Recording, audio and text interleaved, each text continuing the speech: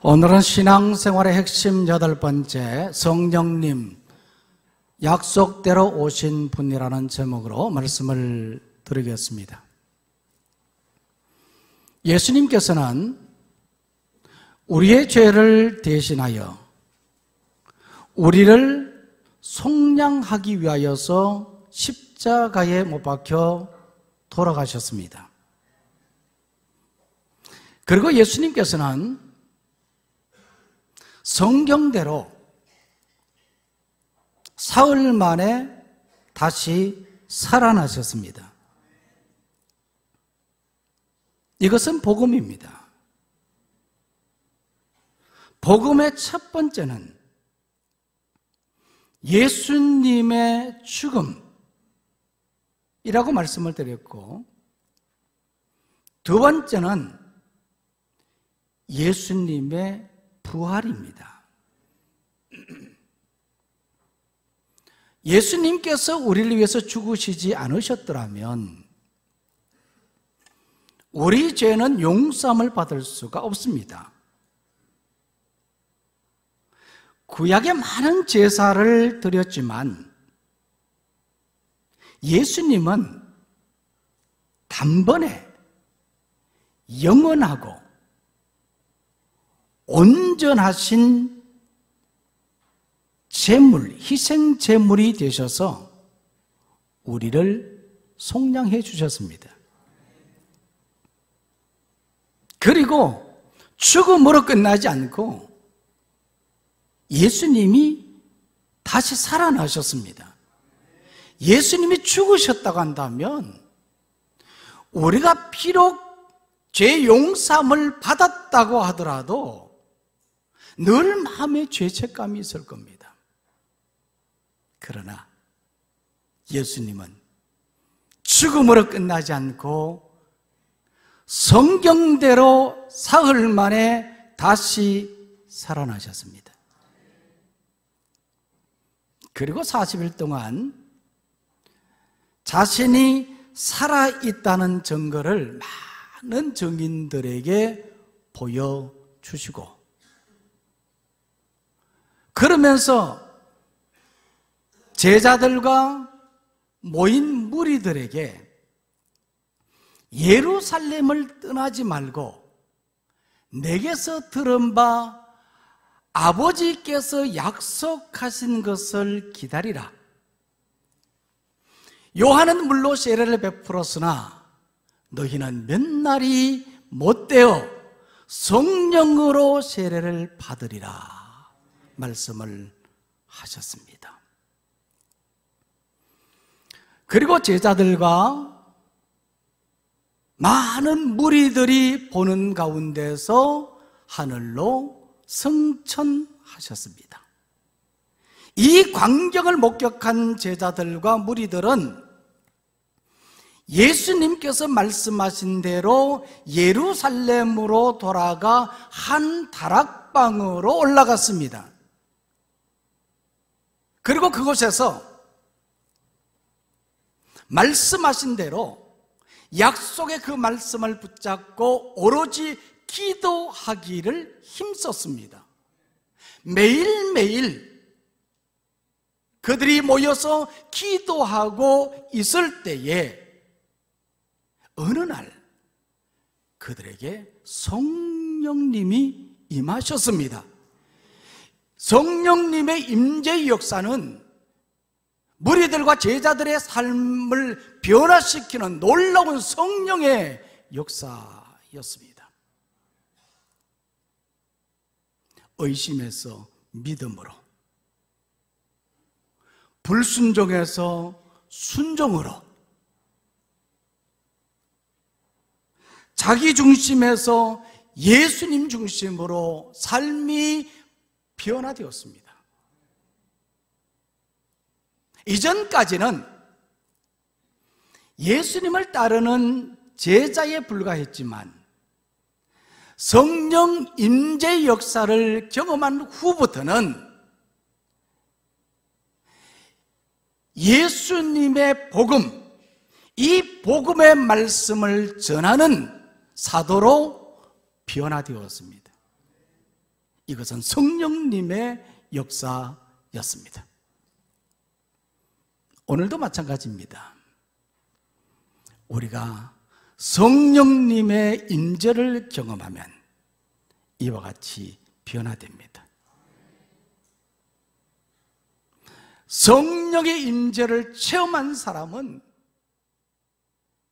매일매일의 삶이 변화된 삶이 되는 것입니다. 성령님, 약속대로 우리 가운데 오신 분이십니다. 그러면 성령님은 어떻게 임하셨습니까? 오늘 말씀 1절을 한번 보시기 바랍니다. 1절에서 이렇게 말하고 있습니다. 다 같이 읽습니다. 시작. 오순절 날이 이미 이러매 그들이 다 같이 한 곳에 모였더니. 성령님의 임재는 약속대로, 약속하신 대로 임하신 것입니다. 1절 이 말씀에 보니까 오순절 날에 그렇게 말하고 있습니다.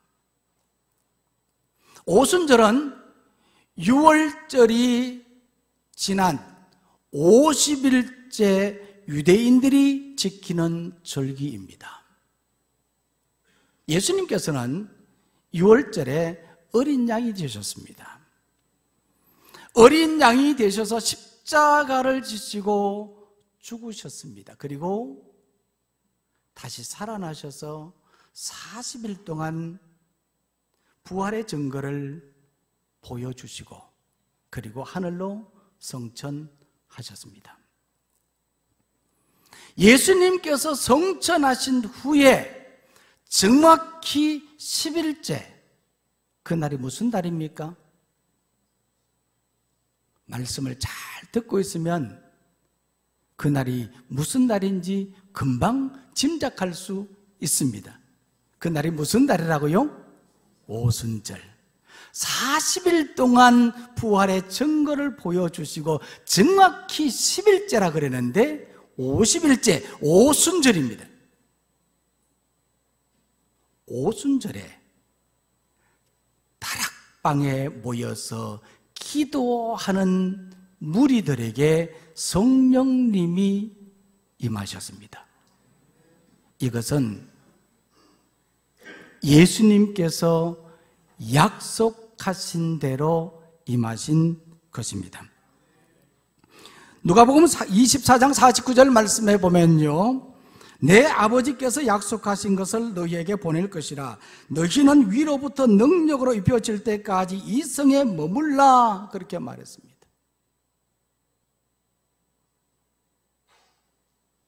약속하신 것이 그대로 이루어진 것입니다. 이 약속은요, 오늘 우리들에게도 주셨습니다.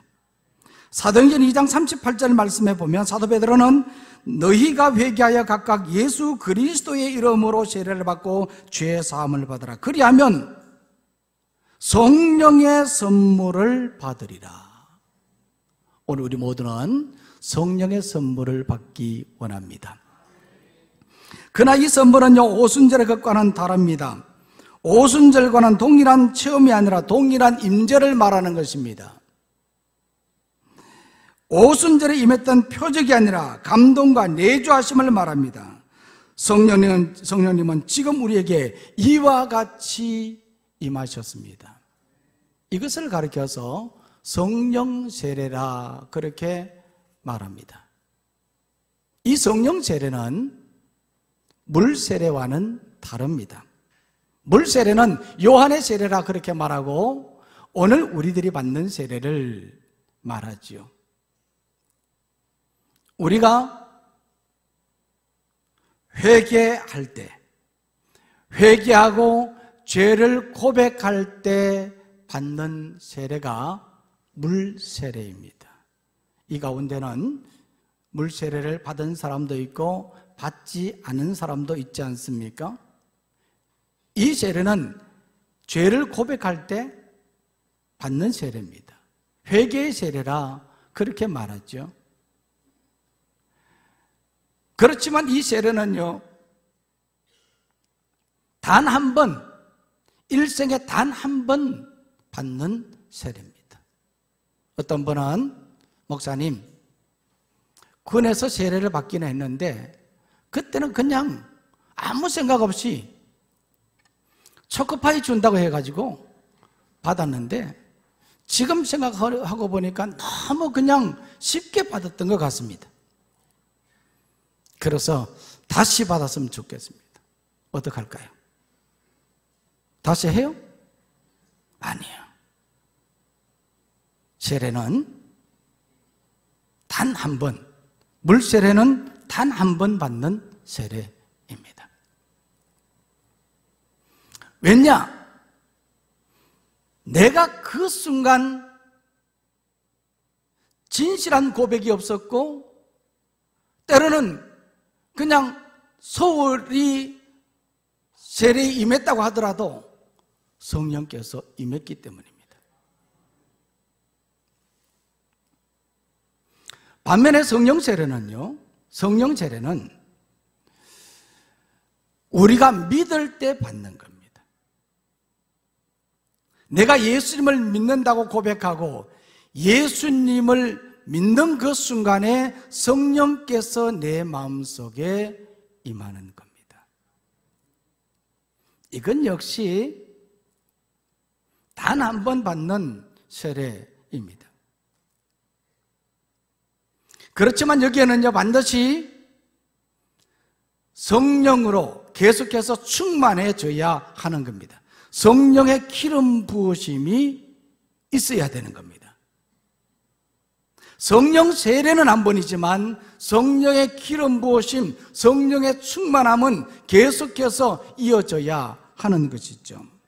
그래서 오늘 우리는 성령님으로 충만하기를 원합니다. 또 이 말씀을 바라보면요, 이 성령님이 어떻게 임하셨는가? 한 곳에 모여 기도할 때에 임했습니다. 자, 오늘 말씀 보시면요, 한 곳이란 그렇게 말하고 있는데, 한 곳이란 사도행전 12장 12절에 보면 마가라 하는 요한의 어머니 마리아의 집에 가니 그렇게 기록된 말씀을 근거로 마가의 다락방이라고 추정을 합니다. 이곳에 약 120명의 무리들이 모여 기도할 때에 성령님이 임했습니다. 모여 기도할 때에 성령님이 임합니다. 우리 교회는 수요일에 성령 기도회를 갖습니다. 이것은 예배의 차원을 넘어서 성령님의 임재를 경험하는 그러한 시간입니다. 우리가 뜨겁게 찬양하고 또 힘있게 기도하고 말씀으로 은혜를 받습니다. 물론 조용히 기도하는 것도 필요하지만은 한 곳에 모여 기도할 때에 성령님의 임재를 경험할 수가 있습니다. 오늘 우리는 모여 기도할 때에 성령님의 임재를 경험하고 성령님으로 충만하기를 원합니다. 자, 그렇다면 성령님이 이와 같이 임하셨으면 그때에 성령님이 임할 때 나타나는 표적, 어떤 표적이 나타났느냐 하는 거죠. 오늘 말씀에 보면요, 세 가지로 말을 할 수 있습니다. 첫 번째는요, 바람 같은 소리가 있었습니다. 한번 따라해 볼까요? 바람 같은 소리가 있었다. 자, 2절 말씀인데 다 같이 읽습니다. 시작. 호련히 하늘로부터 급하고 강한 바람 같은 소리가 있어 그들이 앉은 온 집에 가득하며. 이 바람은요, 성령님의 임재를 나타내는 징표입니다. 왜냐하면 이 바람이라는 이 푸노에라는 이 단어는요, 원어적으로 푸뉴마라는 이 성령이라는 단어와 깊은 연관성이 있기 때문입니다. 그렇지만 동일하지는 않습니다. 이 바람 같은 이라는 이 말은요, 성령님이 하늘로부터 급하고 강한 바람 같은 소리를 내며 임하셨다는 것을 말하고 있습니다. 이 성령님이 임할 때 그냥 바람의 소리가 하면서 성령님이 임했다는 것을 말해요. 이것은요, 오순절에만 나타난 그러한 표적이었습니다. 그러면 오늘날에도 이와 같은 표적이 나타나는 겁니까? 물론 성령께서 강하게 임하는 경우들도 있습니다.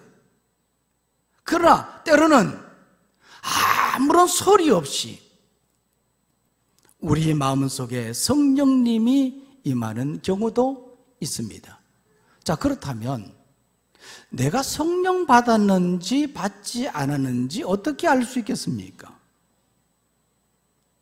내가 바람 같은 그런 소리도 있고 놀라운 표적을 경험했으면 이제 나는 성령 받았구나, 그렇게 확신할 수 있는데 그러한 표적도 없어. 어릴 적부터 신앙생활을 했지만 아무런 경험이 없어. 그러면 성령 받지 못한 겁니까? 내 속에는 성령이 계시지 않는 것입니까? 내가 성령 받았는지 받지 않았는지 어떻게 알 수 있겠습니까? 그것은요, 아주 쉽습니다. 지금 내가 예수님을 믿고 있는가를 보면 알 수 있습니다. 아무런 표적이 없다고 하더라도, 어떤 경험이 없다고 하더라도 내가 지금 예수님을 믿고 있으면 나는 성령을 받은 사람입니다. 아멘. 왜냐하면 예수님을 믿는다고 하는 것은요, 하나님의 말씀을 살아있는 말씀으로 믿는다고 하는 것은, 이것은 우리의 의지가 아니라 믿음이기 때문에, 이 믿음은 성령을 통하여서 이루어지는 것이기 때문에 우리는 성령 받은 사람인 것입니다. 두 번째 표적은요, 불의 혀처럼 갈라지는 것이 나타났습니다. 3절 말씀 다 같이 읽겠습니다. 시작. 마치 불의 혀처럼 갈라지는 것들이 그들에게 보여 각 사람 위에 하나씩 임하여 있더니. 이 불의 혀는요, 이것은 성령님의 임재를 나타내는 또 하나의 징표입니다. 구약의 불은 하나님의 전능하심과 정결케 하심을 상징하고 하나님의 심판을 상징하는 것입니다. 그러나 불의 혀처럼 갈라지는 것이 보였다고 하는 것은 성령님이 강하게 임하였다는 징표입니다. 성령이 바람같이 소리를 내면서 우리에게 임하기도 하지만 불의 혀처럼 갈라지는 것들이 보이면서 우리에게 임하는 거죠. 우리가 찬송을 불렀지 않습니까? 불길 같은 주성령 간구하는 우리에게 지금 강림하셔서 영광 보여 주소서. 기다리는 우리에게 불로 충만하게 하소서. 할렐루야. 불길 같은 주성령이라 그랬어요. 불로 충만하게 하소서. 오늘 우리 모두에게도 성령의 불로 충만하기를 원합니다. 그러면요, 우리의 마음이 뜨거워지는 것이거든요. 불로 충만해지면 우리에게 능력이 나타나는 겁니다. 어떤 어려움 속에서도 우리는 담대히 오늘도 굳굳이 살아갈 수 있습니다. 이것이 성령의 불로 충만한 자의 모습입니다. 또 오늘 말씀을 바라보면요, 다른 언어들로 말했습니다. 4절 말씀 다 같이 읽겠습니다. 시작.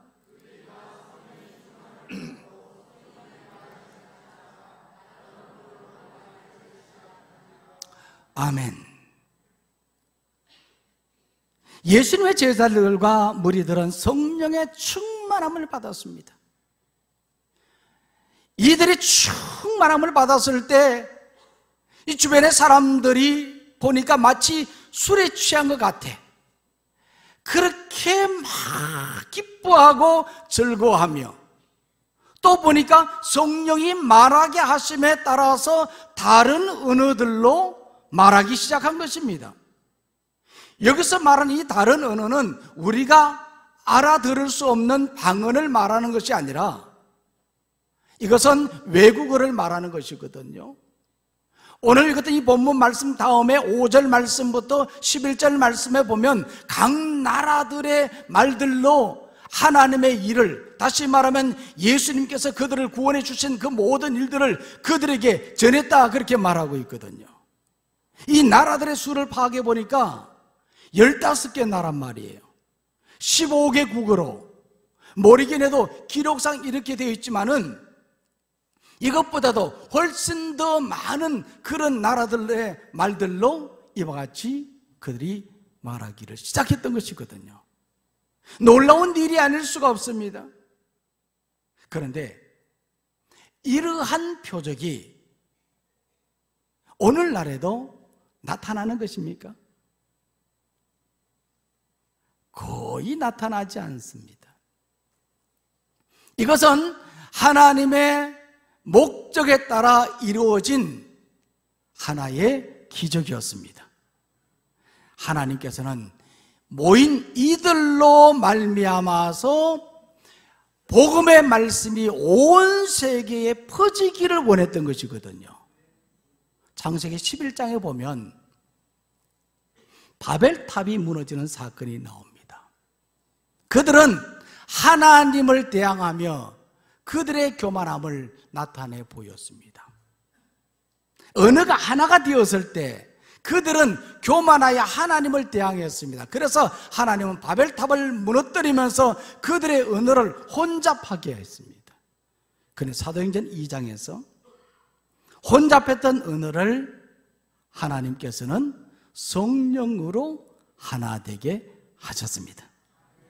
모두가 소통하는 그러한 역사가 나타나게 된 것입니다. 어느 선교사님의 간증입니다. 나이 들어서 선교사로 나갔는데 너무너무 힘들다는 거예요. 선교는요, 젊었을 때 가야 되지 나이 들어서 가면 힘듭니다. 뭐가 힘들었느냐? 그 나라의 문화를 적응하기가 너무너무 힘든 것이 아니라, 물론 그것도 힘들었겠지만 그 나라에 맞지 않는 음식, 이 비에 맞지 않는 그러한 음식을 먹는 것도 힘들겠지만 그것도 힘든 것이 아니었다고 그랬습니다. 그분이 힘든 것은 뭐냐? 그것은 그 나라의 언어를 습득하는 것이었다고 합니다. 나이 들어서 공부한다는 것이 쉽지 않지 않습니까? 그렇죠? 특히 언어를 배운다는 것은 얼마나 힘듭니까? 그러나 선교사님이 언어를 모르면, 그 나라의 말을 모르면 어떻게 복음을 전할 수 있겠습니까? 이 문제는 넘어야 할 그러한 장벽이거든요. 그래서 하나님께 기도했습니다. 하나님, 언어를 습득해야지 제가 선교사로서 사명을 감당할 수 있지 않겠습니까? 그렇게 기도하면서 열심히 공부를 했다는 거예요. 그런데 어느 순간에 자기가 그 나라 말로 설교를 하고 있는 것을 발견한 거죠. 깜짝 놀랐어요. 어느 순간에 보니까 자기가 그렇게 설교를 하고 있는 거예요. 할렐루야.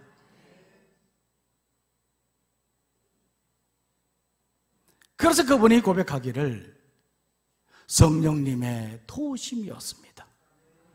성령은 하나 되게 하시는 분이시거든요. 문화도 하나 되게 하고, 음식도 하나 되게 하고, 언어도 하나 되게 하고, 생각도 하나가 되게 하고, 마음도 하나가 되게 하는 것이죠. 그래서 성령 받으면 모두가 하나가 되는 거예요. 그래서 교회는 성령 공동체인 것입니다. 성령으로 믿었고 성령의 모든 사역을 통해서 교회가 이루어져 가는 것입니다. 이 성령을 떠나면 아무것도 아닌 거예요. 그러므로 오늘 우리는 성령으로 충만하기를 원합니다. 성령의 세례를 받고 성령으로 충만해야 합니다. 그러면 성령님의 임재하심의 증거가 뭐냐 하는 겁니다. 성령님이 임재하신 증거가 뭐냐? 세 가지가 있습니다. 첫 번째로는요, 성령님의 임재를 경험한 사람은 변화하게 됩니다. 성령님이 임재하면 변화가 되는 거예요. 사도행전 2장 42절 말씀 보십시오. 다 같이 읽겠습니다. 시작.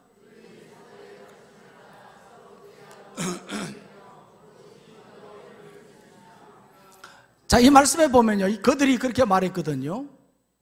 이들은 바로 이 초대교회, 이 성도들을 말합니다.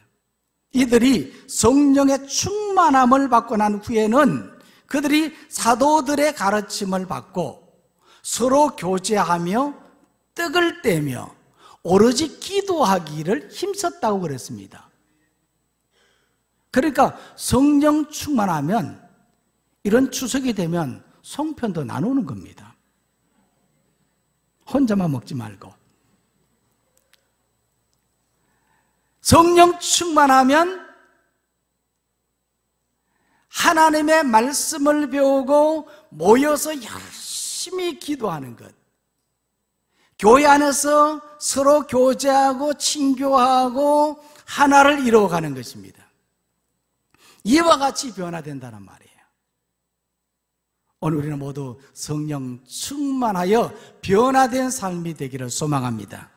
또 하나는 복음을 전합니다. 복음을 전하게 돼요. 사도행전 4장 31절 말씀 보시겠습니다. 같이 했습니다. 시작. 빌기를 다음에 모인 곳이 진동하더니 무리가 다 성령이 충만하여 담대히 하나님의 말씀을 전하니라. 이 초대교회 성도들은 성령이 충만하여서 담대히 하나님의 말씀, 복음을 그들이 전했습니다. 이 복음 전하는 것은요, 이 성령의 역사입니다. 오늘 우리는 성령 충만함을 받고 복음을 전하는 사도가 되기를 원합니다. 2019년 새생명전도 축제 우리가 준비를 하고 있지 않습니까? 오늘 1차 작정을 합니다. 이것은요, 성령 충만한 자들이 마땅히 행하는 사명입니다. 전도는 사명입니다. 우리가 이 일의 기쁨으로 동참하기를 원합니다. 세 번째로는요, 그 증거 세 번째로는 성령의 열매가 맺힙니다. 갈라디아서 5장 22절 23절 말씀 다 같이 읽겠습니다. 시작. 오직 성령의 열매는 사랑과 희락과 화평과 오래 참음과 자비와 양성과 중성과 온유와 절제니 이 같은 것을 금지할 법이 없느니라. 이 성령의 열매라 그랬습니다. 성령으로 충만해지면 나타나는 결과를 말하는 거거든요. 이것은 9가지라 그렇게 말하지만 실질적으로 이것은 하나입니다. 왜 하나입니까? 성령님이 하나이기 때문에. 성령님이 하나이기 때문에 성령님이 우리 속에 임하고 우리 속에 충만해지면 우리 삶 속에 이와 같은 9가지의 모습들, 이 이상으로 우리에게 나타나는 것입니다. 그래서 우리는 성령의 임재를 경험하고 성령으로 충만하여서 이와 같이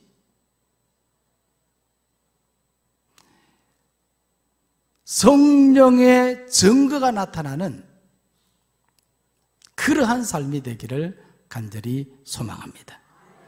오늘 이 말씀 우리가 꼭 기억하고 다짐하고 결단하는 우리 모두가 되기를 원합니다.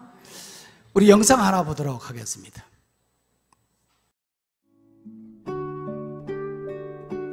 진록이? 아니야, 최근에 팀장 달아서 바쁠 거야. 나중에. 진혁이? 아침에 조기 축구하느라 피곤하겠지? 진혁이도 나중에. 준석이? 준석이 교회에서 상처받아서 안 될 거야. 준석이 나중에. 일준이 형? 여자친구랑 노느라 바쁘겠지? 일준이 형도 나중에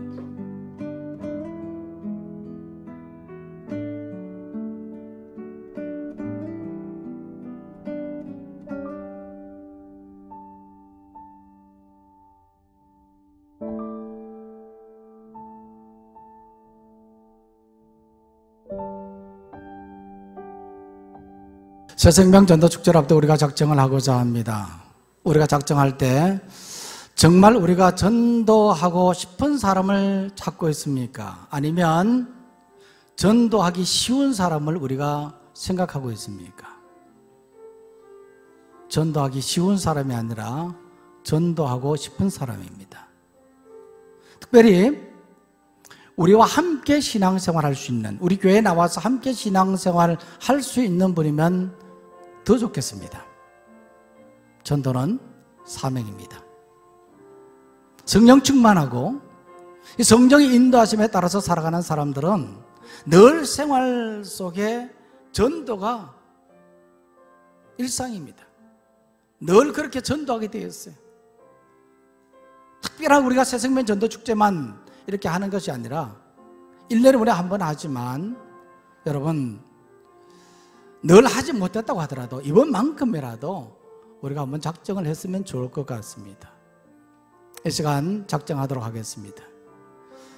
혹시 볼펜이나 또 용지가 더 필요하신 분들은 우리 도와주시는 분들 여러분 도움을 받으셔서 이 시간 작정하시고 또 작정한 용지들을 또 도와주시는 분들에게 또 제출하시면 좋을 것 같습니다. 저도 이렇게 다 작정했어요. 저도 작정했습니다. 작정했습니다. 사실 제가 지난 새생명 전도축제 때도 제가 5명을 작정했다고 그랬지 않습니까? 5명 작정했는데 사실 작정할 때는 과연 이분들이 나올 수 있을까 그렇게 생각을 했거든요. 했는데 정말 참 기적과 같이 이렇게 나오는 모습들을 보면서 너무너무 참 감사했어요. 오늘 우리가 작정은 누구나 할 수 있습니다. 이 역사는 하나님이 하시는 겁니다. 아멘. 하나님 하시는 거예요. 우리 장로님들도 빠짐없이 다 해주시길 바랍니다. 뭐게 전도하는 것은 누구에게나 우리가 상관없이 다 하게 되어 있지 않습니까? 누구에게나 주어진 사명입니다. 이 사명대로 감당하기를 바랍니다. 사실 이 자리에 사실 지난주에 제가 말씀드렸잖아요. 제가 이제 5명을 작정했는데 한 분이 이제 나오고 또 후에 이제 한 분은 한 번 이야기했는데 나오지 않았었어요. 나오지 않고 기도만 하고 있었는데 그분이 이제 나왔잖아요. 저 뒤에 지금 앉아 있습니다. 본인은 지금 이 상황을 몰라요. 저는 작정하고 위해서 기도했거든요. 그런데 오늘 이 자리에 나와 있어요. 우리 김채금 집사님 옆에 앉은 분이에요. 지난해 사실 제가 유경무 성도님을 제가 작정을 했어요. 제가 작정하고 제가 기도하고 있었어요. 그런데 굉장히 고집이 세시더라고. 안 나오셨어요. 근데 형님 돌아가시고 장례 치르고 나니까 그때부터 교회 나오기 시작해요. 지금도 계속해서 나오세요. 할렐루야. 이게요, 물론 김채금 집사님이나 가족들이 위해서 또 기도했겠지만 성령께서 역사하신 줄 믿습니다. 여러분 작정하십시오. 작정하면 됩니다. 내가 못하면요, 나는 작정하는데 안 되면 누구 책임? 하나님 책임이지. 나는 작정하고 열심히 하는데 되고 안 되고는 하나님이 하시는 거예요. 작정도 안 하면 누구 책임입니까? 작정 안 하면 누구 책임이라고요? 내 책임이에요. 내 책임이에요. 작정하고 하나님께 맡기는 우리가 되기를 바랍니다. 자, 이 시간에 여러분들 작정 중단하시고요. 이제 오늘 작정 안 하신 분도 2차 작정도 있고 3차 작정도 있으니까 여러분들 그렇게 하시면 되겠고, 또 개별적으로 작정하셔서 나가실 때 또 함에 제출하시면 되겠습니다. 그러면 다음 주부터 뒤에 게시판에 이름들을 쭉 다 붙이게 될 겁니다. 그럼 우리가 위에서 기도하도록 하겠습니다. 다 함께 기도하겠습니다. 하나님 아버지,